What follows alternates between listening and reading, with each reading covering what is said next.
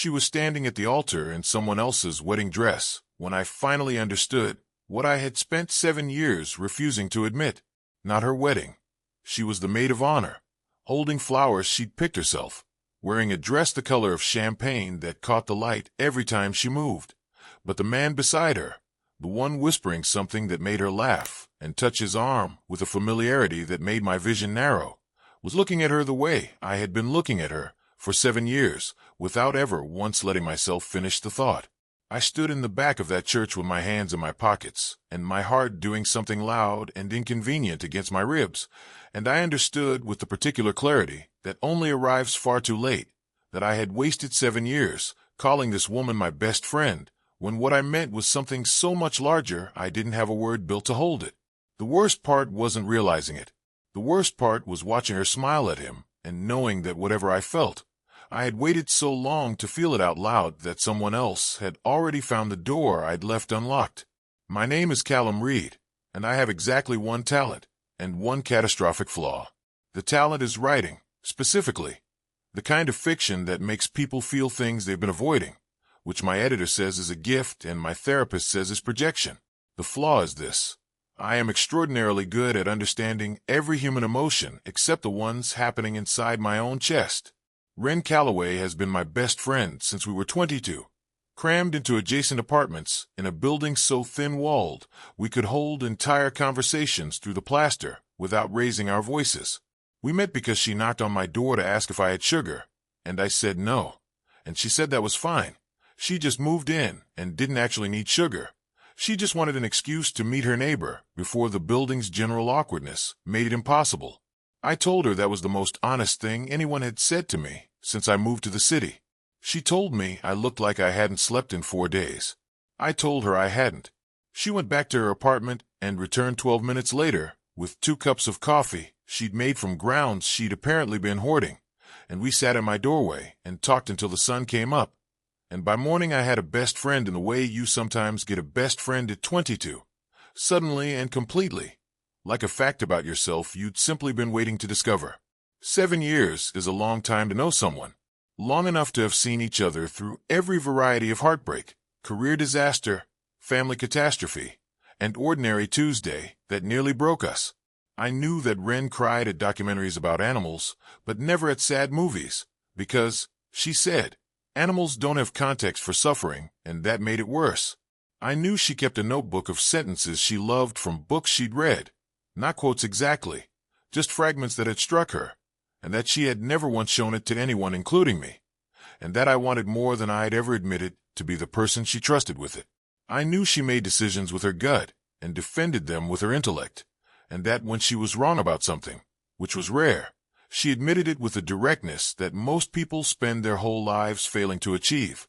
I also knew, with the particular knowledge that comes from 7 years of deliberate not looking, that she was the most beautiful person I had ever spent significant time near, in a specific way that has nothing to do with how someone photographs and everything to do with the way they exist in a room. I had known all of this and chosen, carefully and repeatedly, to do nothing about it. We were best friends. Best friendships were survivable. Whatever the other thing was, it didn't feel survivable, and I had always been better at preserving things than risking them. Then one Thursday evening in April, I said it by accident. We were on her couch, which is where we spent approximately a third of our combined lives, watching something she'd put on that I'd stopped following 20 minutes in because I was reading over a chapter I'd been stuck on for a week. She'd been quiet in the comfortable way she was sometimes quiet, one foot tucked under her, a cup of tea going cold on the cushion beside her, hair loose around her shoulders in a way that caught the lamplight. She said something about the show, some observation about a character's motivation that was, as her observations usually were, more insightful than the writers deserved, and I looked up from my pages and responded without thinking. The way you respond to someone when their voice has become so familiar it bypasses the part of your brain that edits first. That's a good point, I said, baby. The word landed in the room, like something dropped from a height. I felt at the instant it left my mouth. The wrongness of it, the rightness of it, the way it had come from somewhere below thought, some place in me that didn't know about the 7-year agreement I'd made with myself about what she was and wasn't allowed to be. My stomach dropped. I looked back at my pages with the desperate focus of a man trying to rewind time through sheer concentration. Then I heard her breath change. It wasn't a gasp. It was quieter than that, more private. The kind of sound a person makes when something touches a place they thought was hidden. I made myself look up, because not looking would have been worse. And what I saw on her face undid everything I had spent 7 years carefully constructing. She was blushing. Wren Calloway, who I had seen walk into a room full of strangers and own it within 4 minutes, who had once talked down an aggressive stranger on a subway platform with such calm authority that the entire car applauded, who never flinched and rarely faltered, and almost never let anything show that she hadn't chosen to show. She was blushing, deeply and completely, and looking at me with an expression that bypassed every guard she'd ever built. "Sorry," I said quickly. "I don't know where that." "Don't," she said. I stopped. She looked at me for a long moment, and then she looked down at her tea. And when she looked back up, the blush was still there, but so was something else, something careful and terrified and true. "I've waited so long for you to call me that," she whispered. 7 words. 7 words said quietly on a Thursday evening in April, and every assumption I had built my emotional architecture on collapsed simultaneously, and I sat there on her couch holding chapter 12 of a novel about other people's feelings, while the most important sentence I had ever heard in my life hung in the air between us, waiting for me to be brave enough to answer it. I was not, as it turned out, immediately brave enough. I said her name. She shook her head slightly, like she'd already said more than she'd planned to. The show kept playing. I set down my pages, and the space between us on that couch, 18 inches of cushion that had never felt like anything before, suddenly felt like a question I had been asked without realizing I was being asked it for the better part of a decade. Neither of us talked about it that night. She walked me to her door at 11 the way she always did, and I stood in the hallway the way I always did, and we said goodnight the way we always did, except that nothing about any of it was the same, because 7 words had changed the acoustics of the entire world, and now even the ordinary sounds of us sounded different. I went home and sat on the edge of my bed for a long time. I am, professionally, a person who understands narrative. I know how stories work, how attraction accumulates, how 2 people in proximity with unspoken feelings create a pressure that eventually has to go somewhere. I had written that story 6 different ways across 4 novels, and been praised for the emotional accuracy of it, and I had somehow managed to be inside the real version of it for 7 years without noticing, which either said something devastating about my self-awareness or something profound about how thoroughly I'd walled off the part of me that was allowed to want her.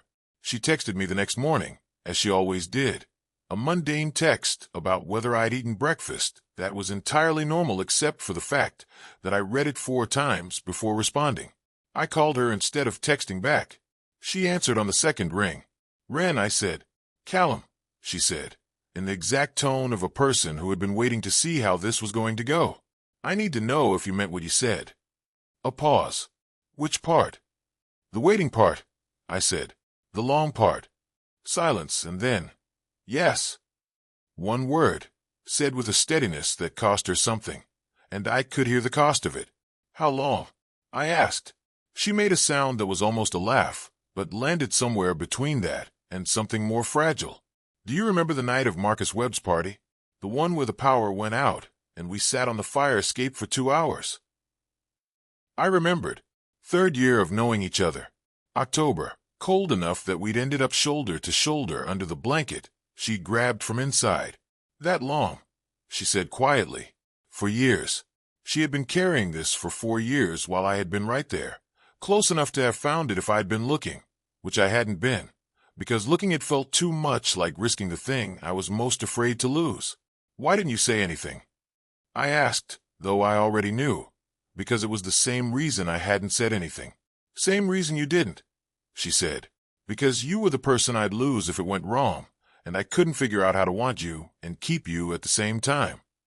That sentence broke something open in me, because that was it exactly, the precise shape of the thing I'd been navigating around for years, articulated in 10 seconds by the person who apparently understood both of us better than I'd given her credit for.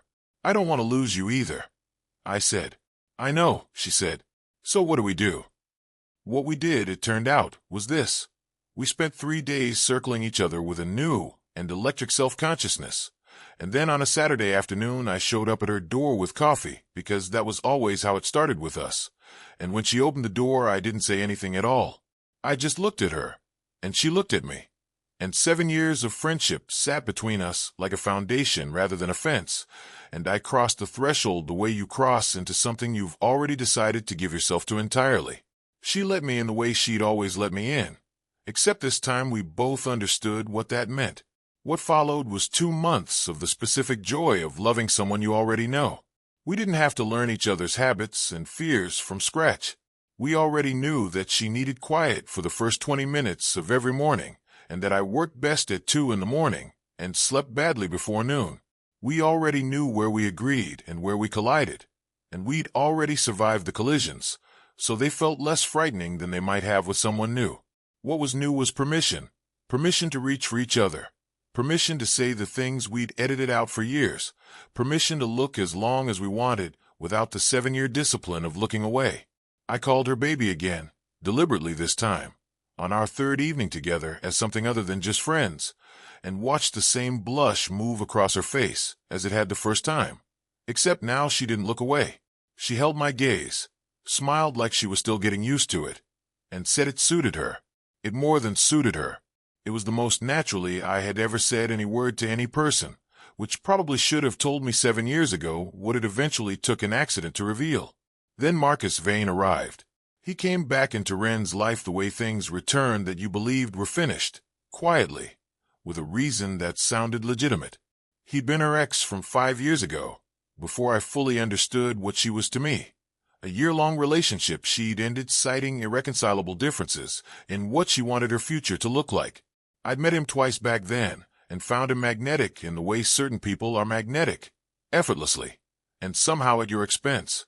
She'd never spoken badly of him after the breakup, which I'd taken as maturity, and maybe was, but the absence of bitterness had always struck me as slightly strange for someone she'd loved seriously. He showed up at her gallery opening in June, polished and warm, with the perfect amount of surprise on his face, as if running into her were a coincidence rather than a choice. He embraced her with the ease of a man who believed his access to her hadn't actually been revoked. He shook my hand with a smile that assessed me in under 3 seconds and filed me somewhere unconcerning. I watched Wren with him all night and recognized something that made my stomach tighten. Not her affection for him, because she was careful and cordial and gave me every reasonable reassurance without being asked, but the slight guarding she did around him. The same careful management she'd once applied to strangers who made her uncertain. The smile that was real but slightly shortened. The way she angled her body almost imperceptibly toward me whenever he stepped closer. She was not still in love with Marcus Vane, but she was, I realized with a cold certainty, afraid of him, and I had no idea yet why. The letter arrived on a Monday, slipped under her apartment door sometime in the night, with no postage and no return address, and she called me at 6 in the morning, voice stripped of its usual steadiness, and told me she needed me to come over. I found her sitting on her kitchen floor, which she never did, back against the cabinet, the letter open in her lap. She looked up at me when I came in, and her face was the face of someone who had been dreading a particular moment for a long time and had just run out of time to keep dreading it. I sat down on the floor beside her, and she handed me the letter without a word. It was short, 12 lines typed and signed. It claimed, with specific dates and figures and account numbers, that the gallery Wren had spent 3 years building had been partially funded by money that didn't belong to her, an inheritance dispute involving her late grandmother's estate, a competing claim filed by a cousin she'd never spoken to, and a notation that formal legal proceedings would commence within 30 days unless the matter was resolved privately. Is it true? I asked carefully, not as an accusation, because her face was telling me it wasn't, but because I needed to understand what we were actually dealing with. It's Marcus, she said. The cousin named in this. I've never met her, but the attorney listed as the firm Marcus's family has used for 20 years. I recognized at the moment I saw it. I looked at the letter again. He's engineered this. He's been building it for over a year, she said, before he came back. Probably before he left, honestly. My grandmother's estate wasn't simple. There were assets she hadn't officially transferred, and after she died I handled everything as quickly as I could, and I might have. There might be documentation that looks wrong if you frame it wrong, and Marcus knows exactly where to look, because I trusted him with everything when we were together. Every financial detail, every family complication. I thought he just knew me. I didn't understand what he was collecting. The word collecting landed with a specific horror. Why? I asked. What does he want? She looked at me with the expression of someone finally saying a thing they've been bracing to say for a long time. Me, she said simply. He always wanted things to be permanent. When I ended it 5 years ago, he was not good about it. Privately, the public version of him accepted it gracefully. The private version told me I was making a mistake I wouldn't be able to undo. She swallowed. I thought he'd moved on. Then he saw us together at the gallery opening, and something shifted. I could see it shift. Everything rearranged itself. The management in her smile, when she spoke to him, the angle of her body toward me like I was a fixed point. She hadn't been guarding against something vague. She'd been guarding against something she'd known was coming and hadn't told me about. Why didn't you tell me? I said, and I tried to keep my voice level, but some of the hurt got through, because she looked at me with a flash of pain that told me she'd heard it. Because the moment I told you, you'd go after him, she said. And Marcus he's strategic, Callum. He doesn't respond to confrontation. He accelerates. I was trying to find a way to handle it that didn't make everything worse. I understood her logic. I didn't like it, not because it was wrong, but because it was the same instinct she'd always had, to manage difficult things alone rather than trust someone else to handle half the weight without dropping it. The legal notice arrived formally 4 days later. The claim was structured precisely to be difficult to dismiss quickly. Enough legitimate ambiguity in the estate documentation to require a full review. Enough apparent evidence to give a judge reason to freeze the gallery's operating accounts while the matter was investigated. Wren's attorney said it could take 6 months minimum. The gallery, which ran on tight margins the way passion projects usually did, could not survive 6 months of frozen accounts. Marcus called her the same afternoon the notice arrived. I was there when the call came in, saw his name on her screen, watched her pick up with the steadiness of someone walking into something they prepared for. I heard his voice through the phone, smooth and measured, offering to make the whole thing disappear privately, quickly, quietly, without lawyers or frozen accounts or 6 months of uncertainty, in exchange for a conversation. Just a conversation, he said. Just the chance to talk. She said she'd think about it. She hung up and looked at me, and her eyes were steady, and her jaw was set, and she was the strongest person I knew, and I hated Marcus Vane with a focus that frightened me slightly. You're not meeting him alone, I said. I know, she said. What we didn't know was that Marcus had a secondary plan already in motion, one that didn't require her agreement at all.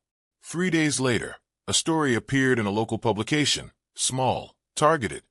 The kind of piece that looks like journalism but reads like a press release written by someone's attorney. It described a dispute over gallery funding, mentioned unverified claims about the estate, and included a photograph of Wren and Marcus from the gallery opening, standing together, her hand on his arm in the automatic gesture she'd made when he'd said something that startled her. The caption described him as a longtime supporter of the gallery. The comments on the piece included one from an account with no history and 17 followers, asking pointed questions about where exactly the gallery's initial funding had come from and whether previous investors had been repaid. I read the piece 3 times and felt something cold and systematic about it. The way you feel the architecture of a trap only once you're inside it. Then my phone rang. Unknown number. I almost didn't answer. The voice on the other end introduced itself as an assistant at the same law firm listed in Wren's legal notice, and told me that a secondary inquiry had been opened relating to financial consulting provided to the gallery by affiliated parties, and that I was listed as a reference contact for Wren Calloway, and that they'd appreciate my voluntary cooperation. I had never provided any financial consulting to anyone. My name had been put in Marcus's machinery, without my knowledge or Wren's, and suddenly I was no longer a bystander to a legal dispute. I was a named party in it. I didn't tell Wren that night, which means I made the same mistake she had made weeks earlier, protecting someone from information that was going to reach them regardless. And in doing so, I gave Marcus Vane exactly what he'd probably counted on from the beginning. A crack in the trust between us for a secret to grow inside. She found out 4 days later when a letter addressed to me arrived at her apartment. The address I had apparently been giving to contractors who had mailed invoices to her building in the past, and she opened it before she saw it wasn't for her. She was sitting with it at the kitchen table when I arrived that evening, and the look on her face was one I had never seen her turn on me before. "How long have you known?" she said. I told her everything, standing in her kitchen, without editing or softening or trying to frame it as anything other than what it was. A mistake made from the same protective instinct she'd acted on, with the same result. She listened the way she listened when something mattered, completely still, eyes steady, processing before she responded. Then she stood up and walked to her window and looked out at the street below and said nothing for long enough that the silence acquired a texture. "We keep doing this," she finally said. "I know. Trying to protect each other from things the other one has a right to know." She turned from the window. "It doesn't work, Callum. It just gives the thing we're afraid of more time to grow." "I know," I said again, because she was right and there wasn't a more useful word. "I need you to promise me something," she said. "Not as my boyfriend, not as the person I'm in love with, as the person I've trusted longer than anyone else." She held my gaze with the directness she kept mostly in reserve for things that genuinely mattered. "No more managing. Whatever happens next, whatever Marcus does, whatever the legal situation becomes, we face it with all of it on the table. Everything. Every piece of information, every fear, every terrible scenario. I cannot lose this." She gestured between us. "To secrets. Not even kind ones." "No more managing," I said. "I promise." She crossed the room and stood in front of me, and she looked like the person she was when nobody was watching, unguarded, clear-eyed, fully present, and she said, "I love you. I have loved you for 4 years, and I spent 4 years not saying it, and I refuse to waste another 4 days on anything that isn't completely true. So I'm saying it now, so it's on the table. I love you." I felt the words go through me like the first breath after a long hold underwater. "I love you," I said, and it came out rough around the edges, the way things come out when they've been kept in too long.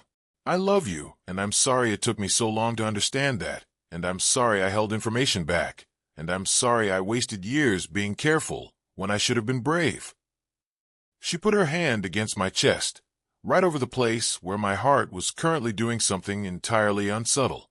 "Stop apologizing," she said. "We were both careful. We can both be braver. Starting now." Starting now looked like this. She called her attorney, and I called mine, and we sat at her kitchen table with both of them on speakerphone and laid out everything. Not just the estate dispute, but the pattern, the specific timing of Marcus's return, the planted piece, the secondary inquiry that named me, the call that should never have come to an unlisted reference contact unless someone with access to Wren's private records had provided my name directly. Her attorney was quiet for a long moment after we finished, and then said the word pattern 3 times in a row, each time with more weight than the last. What emerged over the following 2 weeks, when attorneys began looking not at the surface of the claim, but at its construction, was the shape of something deliberate and long-built. Marcus had accessed financial records from the period of their relationship through a shared account she'd forgotten to fully close, an oversight so minor she'd never thought to check it. Exactly the kind of detail a person collects when they're not collecting incidentally, but with intention. The competing estate claim relied on documentation that had been partially fabricated, not clumsily enough to be obvious, but with the specific errors that forensic document analysis knew to look for. The unnamed family member who'd allegedly filed the initial claim had, when contacted directly by Wren's attorney, no knowledge of the claim and had never authorized her name to be used. Someone had filed a legal action in a real person's name, without her knowledge. Someone who had access to enough information about Wren's family history to make the claim look plausible. Someone who had been collecting that information for years. Marcus Vane's attorney withdrew from the case on a Wednesday morning, which was, in the practiced understanding of people who dealt in such things, the equivalent of watching the person who built the trap walk calmly away before it was technically his trap anymore. Wren's attorney filed a counter-complaint before the week was out, and the forensic accountant who reviewed the fabricated documentation provided a report that made its way to people with the authority to make Marcus's very organized, very patient, very carefully constructed plan become a significantly more urgent legal problem for him personally. I won't pretend the legal resolution was cinematic. It wasn't. It was slow and procedural and full of language designed to be unreadable, and Wren handled most of it with a competence that made me grateful, and in exhaustion I watched settle deeper into her each day and tried to carry as much of as she'd let me. But one evening, when the worst of it was over and the gallery accounts had been unfrozen and the counter-complaint was moving through the appropriate channels, she came home and sat beside me on her couch, the same couch where a Thursday night in April had rearranged everything, and put her head on my shoulder the way she had done 100 times before any of this, and let out a long, slow breath. "Is it over?" I asked. "Enough of it," she said. "Enough that I can feel the floor again." We sat like that for a while, the show she'd put on playing to neither of us, just the familiar weight of someone leaning against you and the particular quiet that exists between two people who have run out of things to hide from each other. "Can I tell you something?" she said. "Always," I said. "That night," she said, "when you said it by accident, I went home after you left, and I sat in the dark for a long time." She paused, because I'd been waiting for something I'd stopped believing was coming, and then it just arrived, in the middle of a completely ordinary Thursday, as a mistake. She laughed softly. It felt like the most you thing in the world. "I have excellent timing," I said. "The worst timing," she corrected, and I felt her smile against my shoulder. "For years, Callum." "For years," I agreed. "I'm going to spend considerably longer than that making it up to you." She lifted her head and looked at me in the lamplight, the way she'd looked at me the night I stayed too long, and the night she handed me a letter, and the night she said "I love you" across a kitchen table with her hand steady and her eyes clear and everything on the surface where I could finally see it. "You already have," she said. "You came when I called. You stayed when it got complicated. You told me the truth even when you were scared of what it would do." She held my gaze. "That's it, really. That's the whole thing." I reached up and tucked a strand of hair back from her face, the specific shade of it catching the lamplight the way it always had when I'd been working so hard at not noticing, and I thought about 4 years of ordinary Thursdays that had contained this, without my knowing it, and about how the most important things are sometimes buried in the most ordinary moments, waiting for someone to say the right word by accident. "Baby," I said, deliberately, softly, watching the blush arrive the way it always did, the one she'd stopped trying to suppress. "There it is," she said, smiling like she had that first night, unguarded and real and entirely herself. "I'll keep saying it," I told her, "every day, until it stops surprising you." "Don't," she said, leaning in. "I hope it never stops." A year later, I dedicated my next novel to her, not with her name. She asked me not to, because she found public declarations embarrassing in the specific way that people who are privately very sentimental find public declarations embarrassing. Instead, the dedication read, "For the person I accidentally told the truth to on a Thursday in April, you were worth every year of the accident." She read it in the kitchen on a Sunday morning, still in her robe, coffee going warm beside her, and looked up at me with the expression I had come to understand was the one she kept only for things that genuinely moved her, quiet, open, a little undone. "You're going to make me cry before I've finished my coffee," she said. "You've been making me feel things for 7 years before I was ready," I said. "Consider it returned." She closed the book and looked at me across the kitchen, and in the particular light of an ordinary Sunday morning, she was the most beautiful thing I had ever had the extraordinary luck to almost overlook. "Baby," she said, testing the word from her side of it, watching my face to see what it did to me. It turned out it did exactly the same thing to me that it had always done to her, which was everything, all at once, without warning. Some love stories begin with grand declarations. Ours began with a mistake, 4 letters said without thinking, landing in the space between us like a key that had been sitting in my pocket for 4 years, without my knowing what it opened. And every day since, I have been grateful for accidents, for ordinary Thursdays, and for the particular grace of loving someone who knew you well enough to hear the truth in what you didn't mean to say.